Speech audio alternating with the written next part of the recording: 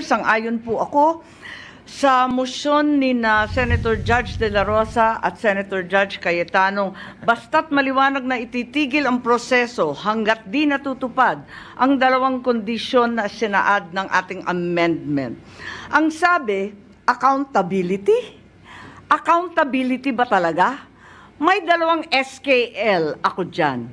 Una, SKL, share ko lang na si VP Inday Sara ay sinampahan ng kaso sa Komisyon ng Audit, ang COA, sinampahan ng kaso sa Supreme Court, sinampahan ng kaso sa iba't iba pang korte, sinampahan ng kaso ng Department of Justice, pati na rin ng PNP, at sinampahan ng kaso ng disbarment. At kanina lamang, may panibagong isasampang 612 million na namang confidential fund ng OVP at ng Department of Education. Walang tigil na kaso. Kung accountability ang tunay na gusto ng mga birit ng birit, bakit hindi paghusayan ng mga kaso? Tama. Para panagutin si VP Inday sa mga yan. May multa yan. May kulong. If ever mapatunayan. Aba, damang-dama ang accountability kapag ganyan. Itong impeachment na inipit, inupuan, nilimliman, minadali, ibinalibag sa Senado sa dulo ng sesyon. Ito ay ang pinakamaliit na iskinita ng accountability na yan. Itong ipinipilit na impeachment, aminin man nila o hindi, ay para lamang manira ng imahen ng isang publiko at walang uuwian, kundi pag-disqualify kay VP Inday Sara para sa eleksyon ng 2028. Yun lamang ito. Pinahihirapan pa natin ang ating mga sarili. Alam naman nating lahat, tayo at ang sambayanan, hindi accountability ito. Tungkol ito sa pagpigil kay VP Inday Sara para sa 2028. Huwag na tayo mag-production number. Yan ang gustong puntiryahin. Kaya ang pangalawa kong SKL, ikalawa SKL, saan ka lulugar? Kapag umuo ka sa pagpatuloy ng impeachment, magpadala ka sa mga ambisyoso ng 2028. Kapag pinadismiss o pinaremand mo naman, sasabihan kang pinoprotektahan mo si Inday. SKL, saan ka lulugar? Ako sa tama.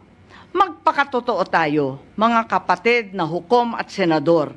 Malayo pa ang 2028. Maraming gutom at naghihintay ng serbisyo mula sa Senado. Hindi tanga ang Pilipino. Alam natin ang motibo at tunay na pakay ng mga lulong sa ambisyon at kapangyarihan. Maraming salamat po. Noted and entered into the record. Taken.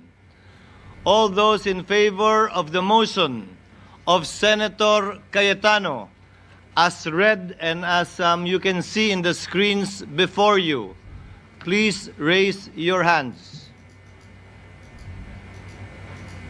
Kindly.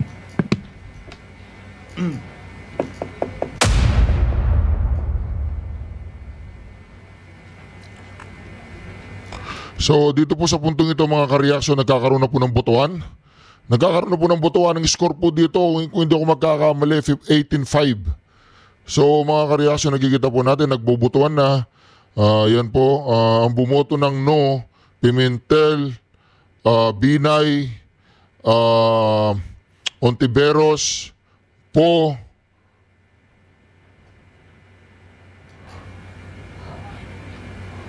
so yan po ang mga bumotong no. Ayun. Yun.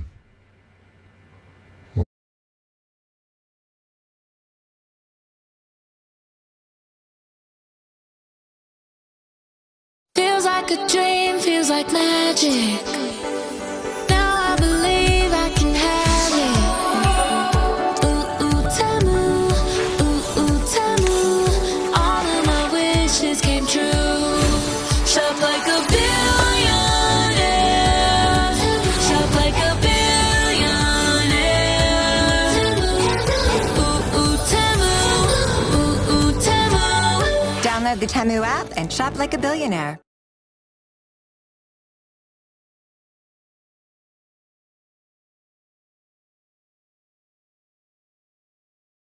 Oh, yan oh. Oh, yan po. Yan po yung mga bumotong no, 5. 5 po.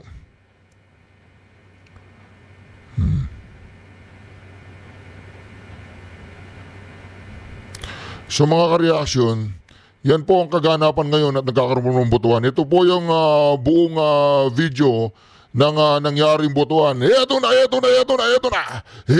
po mga ka-reaction. Requested that the motion be reduced into writing, which Senator Cayetano did earlier. Sir President, should I read it for the record or ask the Secretariat to read it for the record? No, Senator Judge Cayetano, will you please read it into the records before we divide the House and put the matter to a vote? Thank you, Mr. President. Senator Cayetano, you may proceed. Mr. Presiding Officer, I move to amend the motion of Senator De La Rosa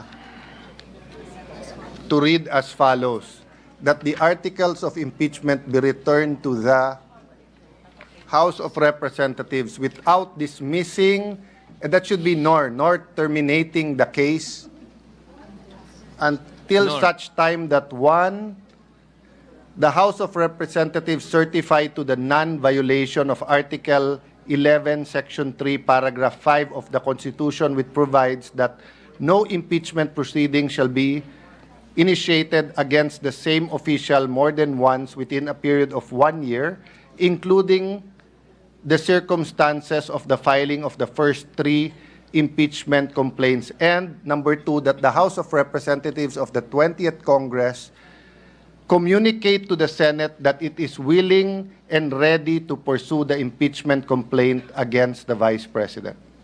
Having been restated in compliance with our rules, the presiding officer will now proceed to divide the House.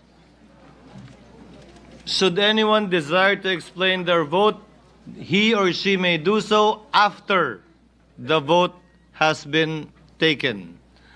All those in favor of the motion of Senator Cayetano, as read and as you can see in the screens before you, please raise your hands.